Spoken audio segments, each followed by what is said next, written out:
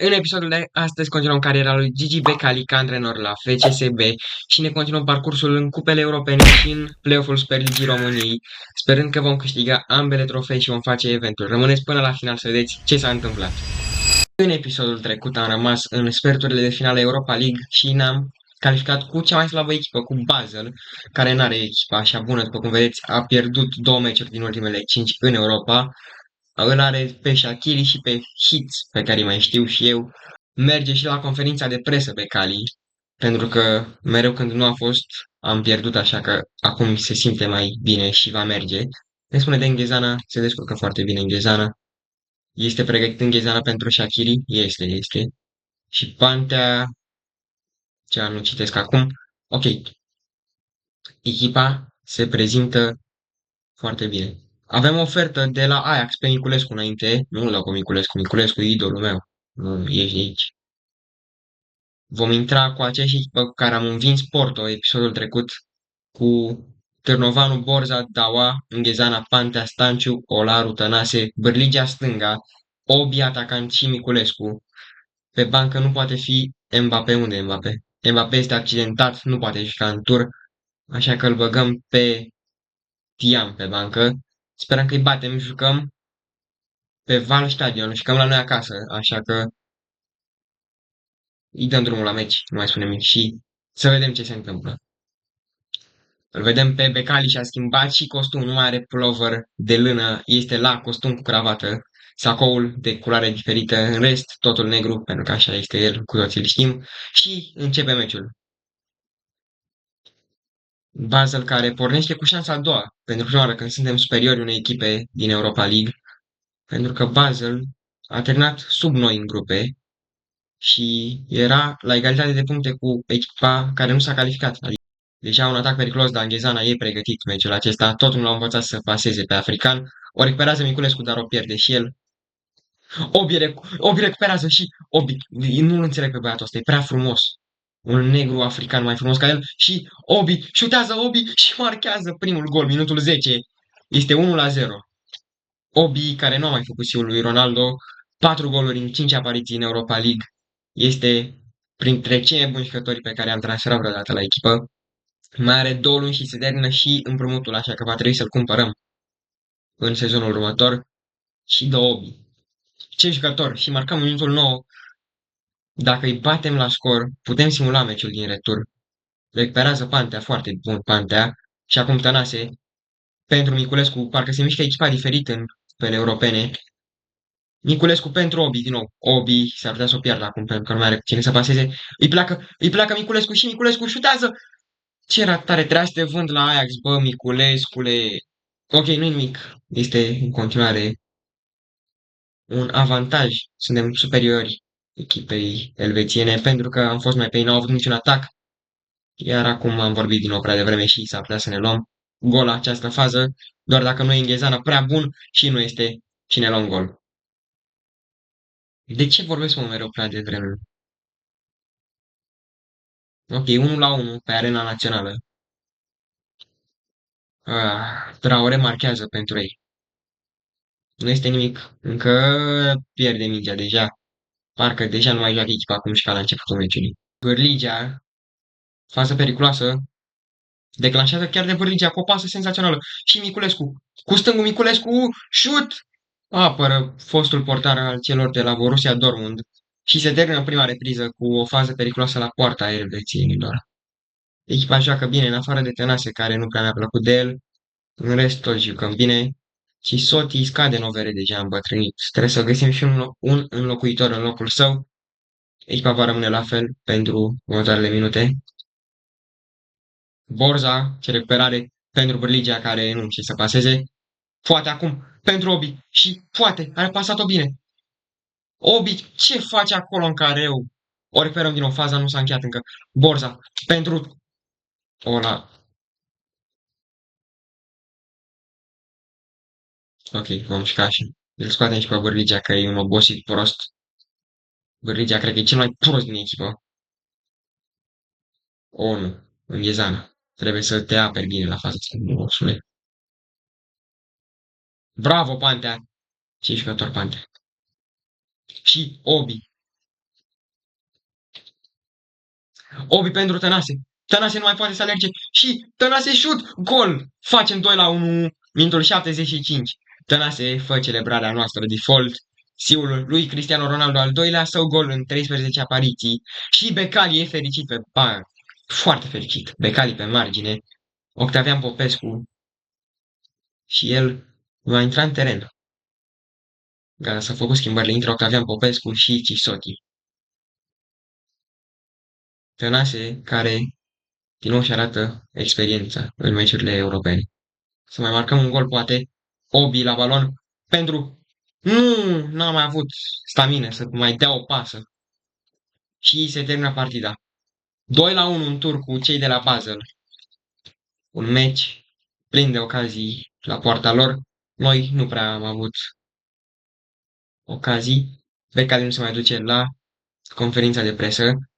Și avem meci în campionat acum pe care îl vom juca cu echipa a doua. Avem meci cu Farul în campionat, urmează un meci cu Dinamo și cu Rapid, meciuri pe care le vom simula. Pentru că suntem deja campioni, vom juca doar ultimul meci în care vom ridica trofeul și simulăm până la meciul cu Basel din deplasare. Farul Constanța, care este pe locul 5 în play-off, nu ne pune nicio problemă. Câștigăm cu 3-1 tănașul meciului.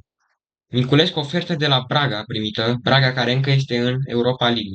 Crețu a acceptat 3 oferte de transferuri de la Halmstad, Hermannstad și Dagerfors.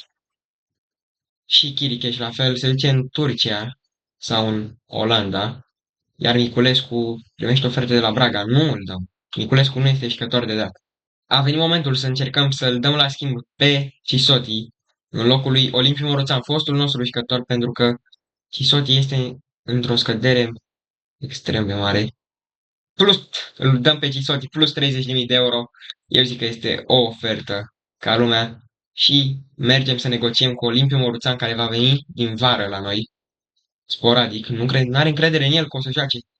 Era un jucător esențial la noi la echipă. Îl vom lua pe 5 ani, îi dăm cel mai mare transfer cât acceptă, pentru că chiar îmi place de Moruțan. Are și un salariu micuț. Știe că dacă vine la Becali FC, îi dăm 4.000 de euro. Îi creștem puțin salariul. Și acceptă, vine Moruțan la noi din vară. Cisoti este deja bătrân, are 33 de ani. Nu mai e de noi. Și vor urma alte transferuri mult mai importante când va începe următorul sezon. Pentru că momentan nu am bani. Ok, haideți să vedem cu ce echipă joacă. Dacă au schimbat vreo formație, l-au băgat pe Dani Liuc, jucătorul care trebuia să joace pentru noi la Național României. Nu mai joacă Shaqiri. Ok.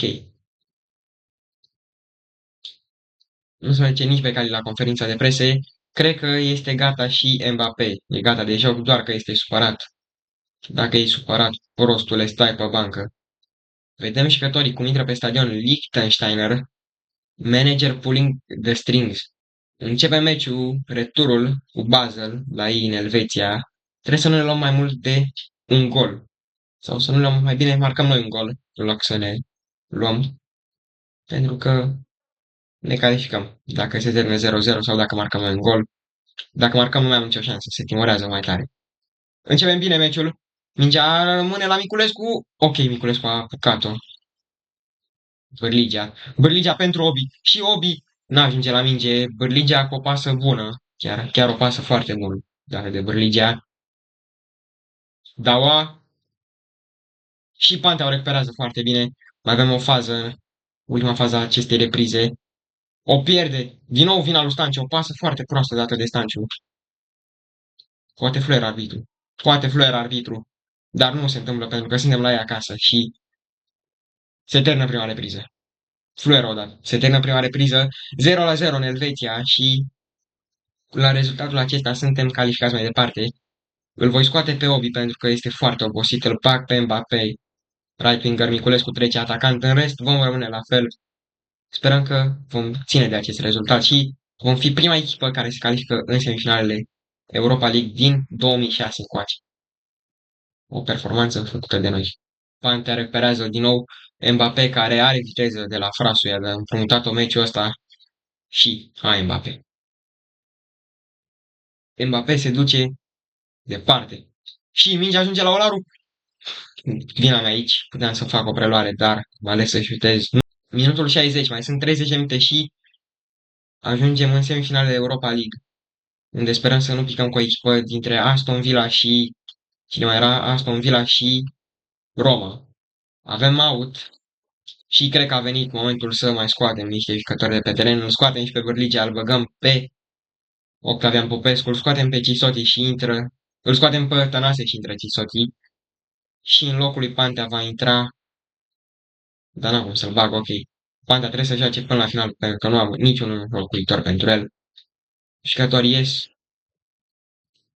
poate nu luăm gol acum, pentru că dacă ne-am luat gol acum și ajungem în prelungiri cu rezervele de le-am băgat, nu ne vedem bine. Cisoti însă, jucătorul care va pleca la Rapid, poate nu ne sapă.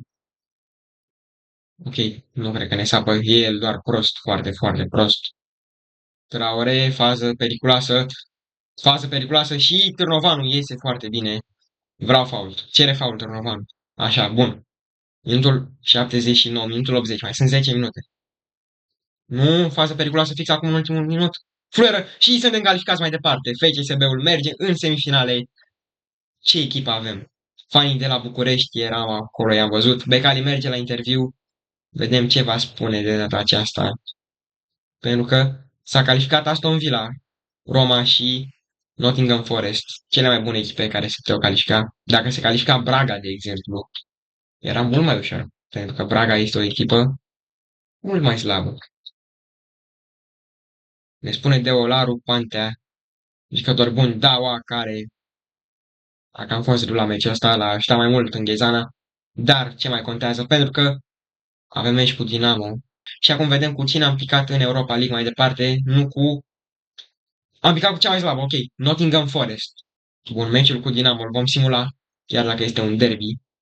Vom da cu echipa a doua. Ce caută Tănase în echipa a doua? Băgăm pe cine în echipa a doua, de fapt? Îl băgăm pe Stoian. Și ce-l băgăm pe Mbappé, pentru că Mbappé nu va juca titular în meciul cu cine jucam cu Nottingham Forest. Simulăm meciul cu Dinamo și ce facem? 2-1 câștigăm Ethan Mbappé cu dubla Ethan Mbappé ne salvează. A fost inspirat de Cali din nou ca să îl bage.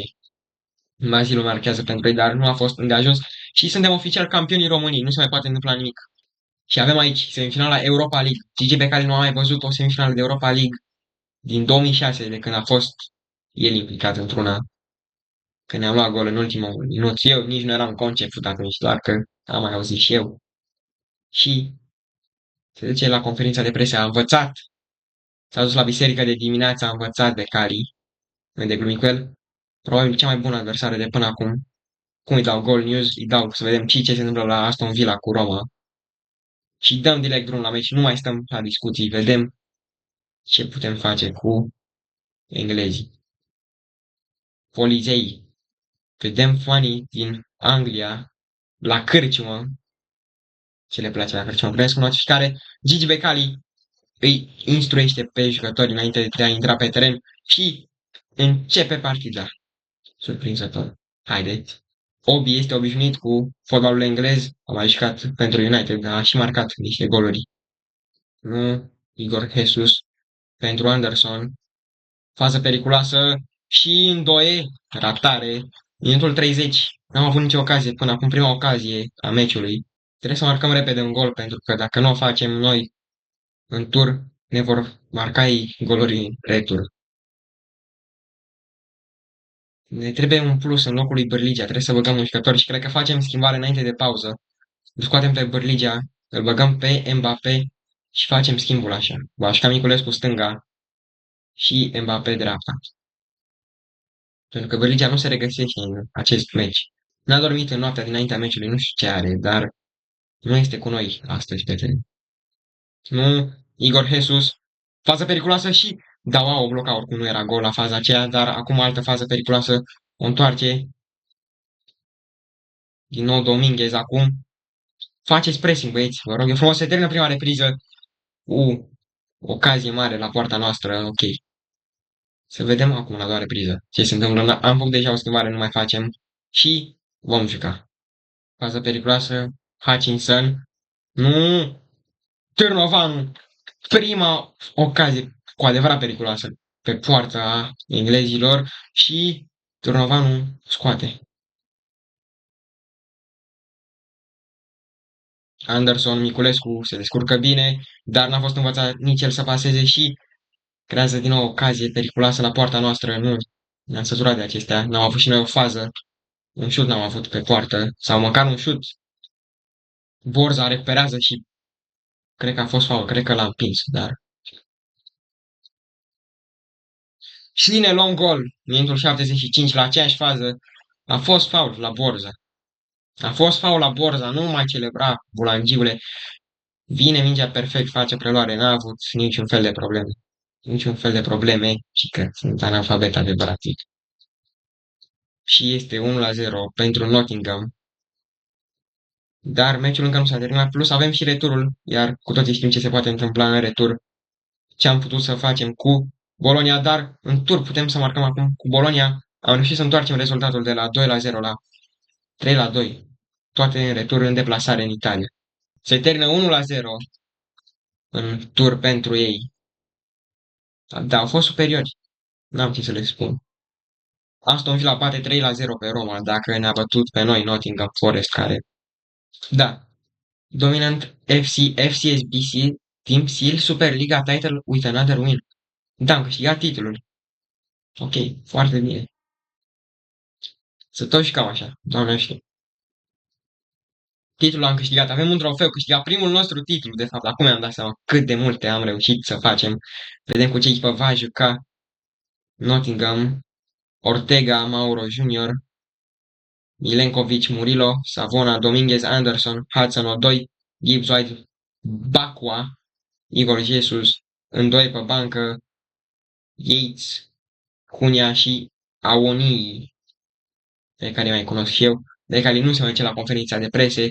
Începem returul în Anglia, plecăm cu a doua șansă pentru că suntem conduși la general 1-0, gol pe care l-au marcat la noi acasă, dar și cu Bologna s-a întâmplat la fel. Era 2-0 chiar cu Bologna și am întors rezultatul, doar că aceștia nu sunt italieni, sunt englezi. Recuperăm mingea, Obi, Obi pentru Miculescu. Ce face prost, mingea rămâne la el. Obi, șut Obi! Ok, prima fază periculoasă. Ortega o scoate, se crede bun, dar este ultimul prost. Și acum, Olaru, haide.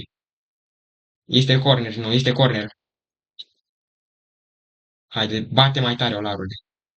Două la care pentru Dawa! Dawa! Este încă o dată, corner, haide. Olaru pentru Obi. Obi cu o braziliană. Ok, am început foarte bine această partidă, dar o pierdem și se termină prima repriză într-un final. Stă 10 minute pentru o fază, iar la noi, dacă avem noi mingea la finalul reprizei, fluieră indiferent unde suntem. Îl băgăm pe Bârlige atacant și cam așa, cam banul, îl băgăm pe Mbappé, am uitat de Mbappé că l-avem pe bancă. Îl scoatem pe Obi, pentru că Obi nu mai putea. Era foarte obosit, Obi obosește repede. Nu, Hațano 2 și o scăriță. Nu putem să ne luăm gol acum. Târnovanu, Târnovanu. Deci pe astea le ia peste imposibile la care nu ai nicio speranță, dar părea ușoare, cele mai ușoare, nu poate, este offside. Deci eu dai lui dacă știi că e offside. Degajează-o repede, degajează-o repede. Se termină partida și FCSB-ul este eliminat.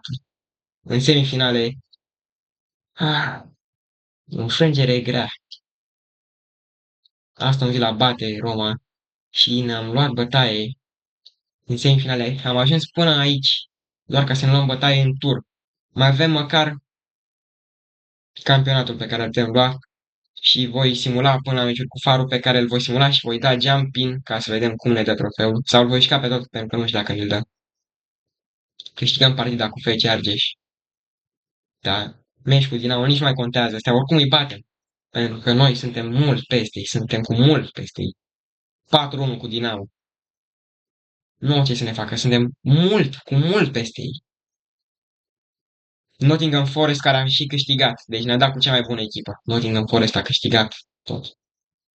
Și mai avem un meci cu Farul pe care îl voi juca eu. Nu vi-l mai arăt deloc, orice s-ar întâmpla și revin când ridicăm trofeul. Mai sunt 2 minute din această partidă Și înscrie și Obi în sfârșit 3-1 scorul Bârligea, marchează o dublă Obi și el. Și așteptăm să se termine partida în sfârșit pentru a ridica trofeul Superligii. Un minut de prelungire se arată de la margine, nici nu mai contează ce se mai întâmplă. Mai marchează și eu odată, nu. Ba da, o fac. Este 3-2 scorul, i-am văzut oricum. Și se termină, suntem campionii României. Ah, un sezon lung cu multe reușite și eșuări, cum ar fi Europa League-ul, pe care l-am pierdut. Bârligea, dacă nu m-ați crezut, a marcat dublă Bârligea, ceea ce se întâmplă doar în ultima etapă a campionatului. Uitați cum arată trofeul, nu arată deloc ca în realitate, dar vine capitanul Olaru și suntem pregătiți. Olaru, hai mă, mai repede, te rog.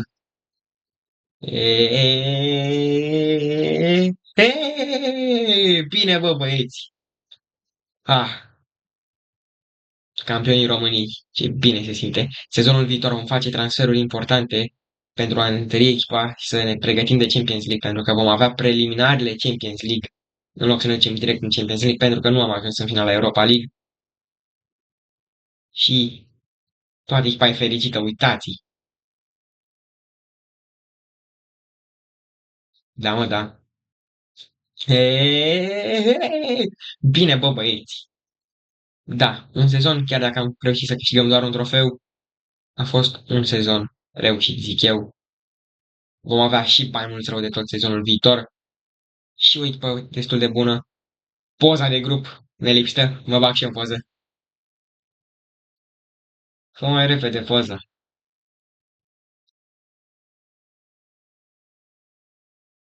Ok, a făcut poza, nu mai spune nimic. Becali se duce la conferința de presă să-l vedem ce spune acum. Vedem, haide. Spune de Daua, nu e și el dezbrăcat pe aici. Dacă era în viața reală și era dezbrăcat până atunci. Glumesc, ce glume proaste am. În regulă. Episodul viitor va fi cu sezonul nou și da, cam atât a fost.